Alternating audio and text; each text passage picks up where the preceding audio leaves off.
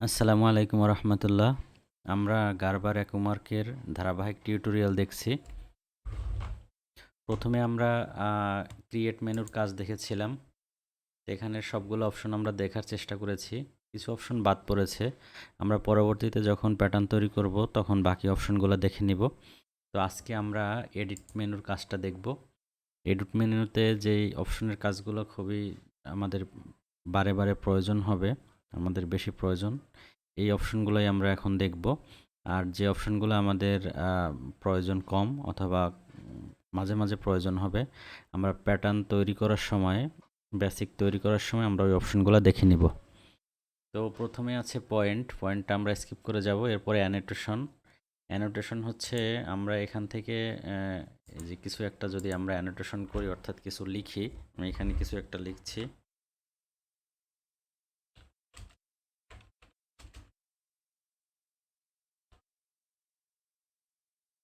তো আমি garments CAD solution এই কথাটা লিখলাম এবং এখানে ডিফল্ট আছে, আমি সাইজটা একটু বড় করে দিই, 5 দিচ্ছি। এবং আমি কিবোর্ডের কি বাটনে প্রেস করছি আপনারা কিন্তু এখানে ডিসপ্লেতে দেখতে পাচ্ছেন। আমি অন করে দিয়েছি আপনাদের বোঝার সুবিধার্থে, শেখার সুবিধার্থে। তো আমি ওকে করে দিলাম। তো 5 দিলে লেখাটা বেশি বড় হয়ে গেছে। তো এখন এটা যদি আমি এডিট করতে চাই, ছোট করতে চাই, তাহলে আমাকে যেতে হবে এডিট এবং এখানে অ্যানোটেশন, পরে এখানে ক্লিক করতে হবে। এরপরে আমাকে এখানে আমি অনেক কিছু করতে পারবো, কপি করতে পারবো, ডিলিট করতে পারবো, মুভ করতে পারবো, রোটেট করতে পারবো এবং এই সাইজটা ছোটও করতে পারবো। আমি এখানে 2 দিচ্ছি। ওকে, এই যে এরকম সাইজ হলো। তো টেক্সট অর্থাৎ লেখা যদি কোনো কিছু এডিট করতে চাই, তাহলে আমাদেরকে এই এডিট অপশনে এসে এই যে অ্যানোটেশন, এখানে আমাদেরকে কাজ করতে হবে। এরপরে নোস, line, piece, copy, point number, আমরা এই অপশনগুলা স্কিপ করে যাব। আপাতত আমরা এখানে কিছু দেখব না। আমরা সরাসরি চলে যাব এখানে কাস্টমাইজ। এই অপশনটার কাস্টমাইজ, এইটা আপনাকে যে খুবই ভালোভাবে জানতে হবে, না হলে অনেক সময় বিপদে পড়ে যাবেন। তো এই কাস্টমাইজের এই অপশনগুলো আমরা ভালো করে দেখব। কাস্টমাইজের ভেতরে প্রথমে আছে প্রিফারেন্স, অর্থাৎ সফটওয়্যারের টোটাল সেটিংটা এখানে রয়েছে। বেশিরভাগ সেটিং সফটওয়্যার জনিত যে সেটিংগুলো রয়েছে। প্রথমে জেনারেলের ভিতরে আমরা অনেক কিছু দেখতে পাচ্ছি। তো আমাদের এখানে যা যা আছে ডিফল্ট অবস্থায়, অর্থাৎ সফটওয়্যার যেভাবে আছে সেভাবেই থাকবে, আমরা কিছু চেঞ্জ করব না। এখানে শুধু দুইটা জিনিস আমাদের দরকার। একটা হচ্ছে ডাটা স্টোর টু রিট্রাইভড এরিয়া, এটা এই ডিফল্ট এরিয়া দেওয়া থাকে, এটা আমরা চেঞ্জ করে রিট্রাইভড এরিয়া দিয়ে দিব। এটা দিলে যা হবে সেটা হচ্ছে যে আপনি যখন যেই অপশন, যেখান থেকে প্যাটার্ন, যেই ফোল্ডার থেকে অর্থাৎ যেই অ্যাক্সেস পাথ থেকে আপনি ওপেন করবেন, যেখান থেকেই ওপেন করবেন, আপনার প্যাটার্নটা ওখানেই সেভ হবে। আবার অন্য কোনো লোকেশনে সেভ হবে না, ডিফল্ট কোনো লোকেশনে সেভ হবে না। এটা অবশ্যই দিয়ে রাখবেন। আর একটা জিনিসটা দিয়ে রাখবেন, সেটা হচ্ছে অটো সেভ, এটা অবশ্যই টিকমার্ক করে রাখবেন এবং এখানে 1 দিয়ে রাখবেন, অর্থাৎ প্রতি 1 মিনিটে অটো সেভ হবে। এটা খুবই গুরুত্বপূর্ণ, কারণ আমাদের হঠাৎ করে কম্পিউটার বন্ধ হয়ে যেতে পারে, তখন আমাদের যে দীর্ঘ সময় বসে যে আমরা কাজগুলো করব, এটা চলে যাবে। সেই ক্ষেত্রে অবশ্যই 1 মিনিটে অটো সেভ দিয়ে দিবেন। এই যে অ্যাপ্লাই।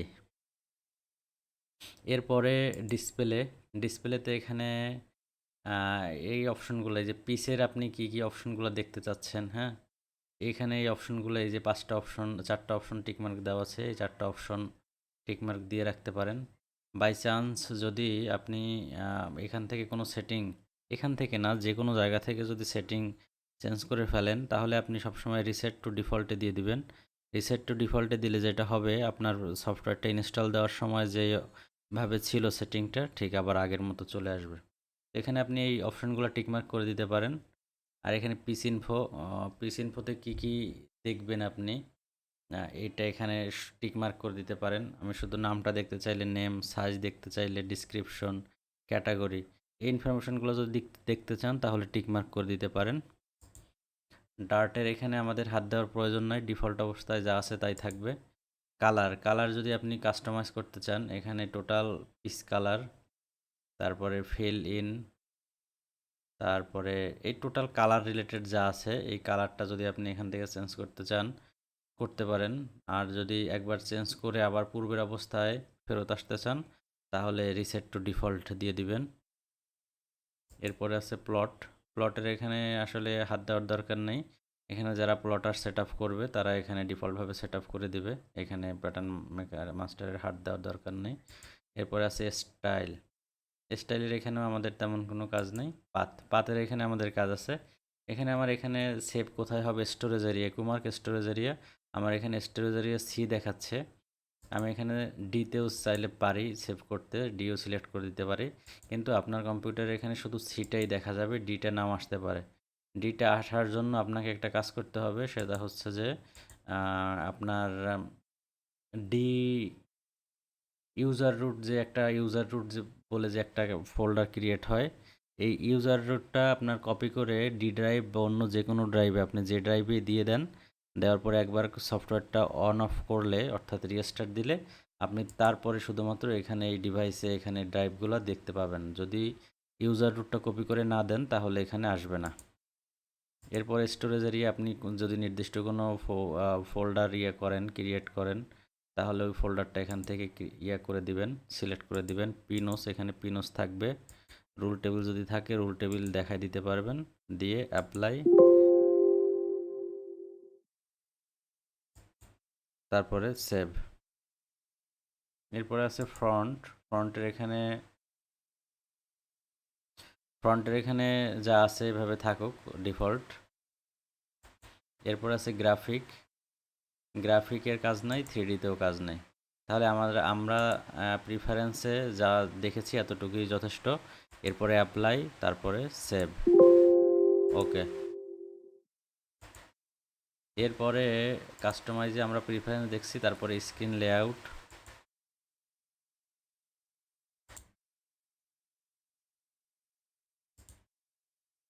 তো আমরা স্ক্রিন লেআউটে দেখি কি আছে। স্ক্রিন লেআউটে মূলত এখানে আমাদের এই যে ডানে যে ইউজার ইনপুট, এই যে ইউজার ইনপুটটা যদি টিকমার্ক উঠায় দেয়, কোনোভাবে যদি আপনার এটা চলে যায় কখনো, আমি এটা ক্যান্সেল দেই, ধরেন এটা চলে গেল, তাহলে এটা কোত্থেকে আনবেন? অনেক সময় এটা নিয়ে বিপদে পড়তে হয়। তো আপনি এখানে কাস্টমাইজে গিয়ে স্ক্রিন লেআউটে গেলে এই অপশনগুলো পেয়ে যাবেন। এই যে ইউজার ইনপুট দেওয়ার পরে এখানে চলে আসলো। বাকি এই যে নিচের বারগুলো দেখা যাচ্ছে, কুইক ওপেন, তারপরে স্ট্যাটাস বার, আইকন বার হচ্ছে এটা, তারপরে ইনফো বার, এই যে নিচের এটা ইনফরমেশন বার। এগুলো যদি চলে যায় কোনোভাবে তাহলে এখানে এভাবে নিয়ে আসতে পারবেন। আর তারপরে রুলস, যদি এভাবে আপনার এখানে স্কেল দেখার প্রয়োজন হয় তাহলে এভাবে রুলসটা নিয়ে আসতে পারবেন। তো এই অপশনগুলোই এখানে আমার, এইগুলোই সাধারণত এই 3-4টা অপশনই এখানে টিকমার্ক করে রাখলে ওকে প্রয়োজন হয় সাধারণত, আমি ওকে দিয়ে দিলাম। এরপরে আছে কাস্টম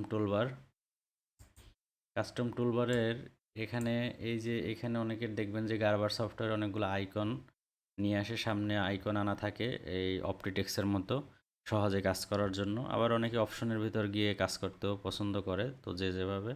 এখানে এই যে গ্রেডিং বেসিক প্যাটার্ন চেঞ্জ, এই অপশনগুলো প্রায় আমাদের প্রয়োজন হয়, এগুলো আমরা এখানে শর্টকাট নিয়ে রাখতে পারি। Bookmark, seems, toolbar, verify pattern, এগুলো নেওয়ার পরে আবার আমি এখান থেকে এই যে লাইন করে সাজাইতে পারি। এই যে থ্রি ডট, এই কর্নারে যে এখানে থ্রি ডট না, আসলে 4 ডট, এই যে আইকন এখানে ধরে মাউস ড্র্যাগ অ্যান্ড ড্রপ করে আমি এভাবে সাজিয়ে নিতে পারি আমার প্রয়োজন মতো। ক্লিক করে ধরে আমি যেখানে রাখবো ওখানে নিয়ে ছেড়ে দিতে পারি, তাহলে ওখানে চলে যাবে। এই যে এইভাবে ধরে আমি এখানে নিয়ে আসলাম। আর যদি এগুলো প্রয়োজন না হয় জাস্ট এখান থেকে টিকমার্কগুলো উঠাই দিলেই হয়ে যাবে। আমি এখন এগুলো রাখছি না। এরপরে আছে কমান্ড, ফাইল, আসলে কোনটার ভেতরে কি অপশনগুলো আছে এটা দেখাচ্ছে, এছাড়া আর কিছু না। টুলবার দেখলাম, কিবোর্ড, এখান থেকে আমরা কিবোর্ডের শর্টকাট দেখে নিতে পারি এবং আমরা চাইলে নতুন শর্টকাট অ্যাসাইন করতে পারি। অর্থাৎ এখন ফাইল Ctrl+N দিলে ফাইলটা ওপেন হবে। তো এখানে এইভাবে প্রত্যেকটা ক্রিয়েটের শর্টকাট হচ্ছে Alt+F4, মডিফাইয়ের Alt+F1। এইভাবে আবার প্রত্যেকটা আইকনের আবার শর্টকাট আমরা চাইলে অ্যাসাইন করে দিতে পারি।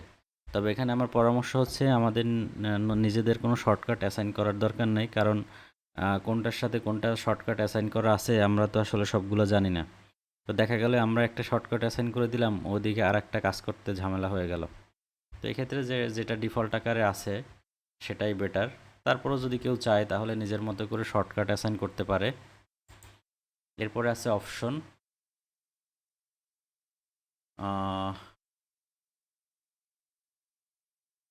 Show shortcut keys in screen type.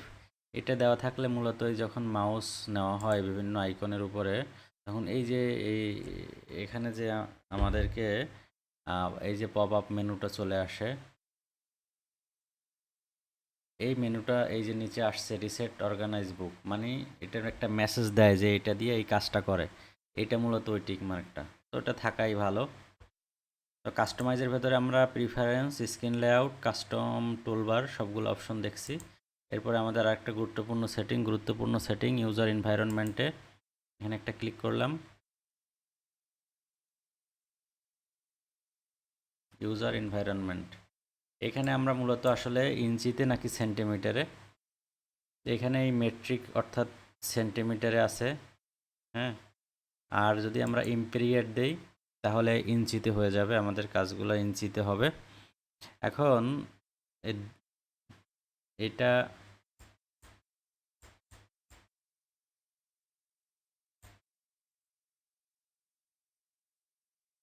এই আমার আগে মেট্রিকে ছিল, এখন আমি ইম্পেরিয়ারে দেওয়ার পরে সেভ দিতে হবে। সেভ দেওয়ার পরে সেভ, ইয়েস, এখন আমার ইম্পেরিয়ারে হয়ে গেল। আমি যদি আবার মেট্রিকে দিতে চাই তাহলে দিতে পারি। তো এখানে এসে একটু জাস্ট এখানে যেহেতু ইঞ্চি এবং সিএম এভাবে লেখা নাই, সহজে বোঝার জন্য এই আই যেটা দিয়ে আই ইম্পেরিয়াল, এটা দেখলেই আই যেটার সাথে আছে অর্থাৎ ইম্পেরিয়াল, এটাই মনে করতে হবে ইঞ্চি, আর মেট্রিকটা হচ্ছে সিএম। মানে এটা তো আমাদের এমনি মনে থাকবে, জাস্ট আরও সহজে যদি মনে রাখতে চান তাহলে আই যেটার সাথে এটা ইঞ্চি, এটা মনে রাখলেই হবে, আর বাকিটা সিএম। আশা করি বুঝতে পারছেন। তো এটা গেল ইউজার এনভায়রনমেন্ট। আর বাকি আনডু সবাই বুঝেন, রিডু আনডু এগুলা বুঝেন, এগুলা আর আমাদের দরকার নাই। এই হয়েছে টোটাল এডিট অপশনে এই যে কাস্টমাইজ এবং ইউজার এনভায়রনমেন্ট এবং অ্যানোটেশন, এই কয়েকটা জিনিসই আমাদের বারবার প্রয়োজন হবে। আর বাকি বিষয়গুলো যদি আমাদের কখনো কাজের জন্য প্রয়োজন হয় আমরা তখন দেখে নেব। ধন্যবাদ সবাইকে। গার্মেন্টস ক্যাড সলিউশন এই এই ইউটিউব চ্যানেলটিতে আপনারা নিয়মিত ক্যাড রিলেটেড বিভিন্ন ভিডিও পাবেন। তো চ্যানেলটি সাবস্ক্রাইব করে সাথেই থাকবেন। আসসালামু আলাইকুম ওয়া রাহমাতুল্লাহ।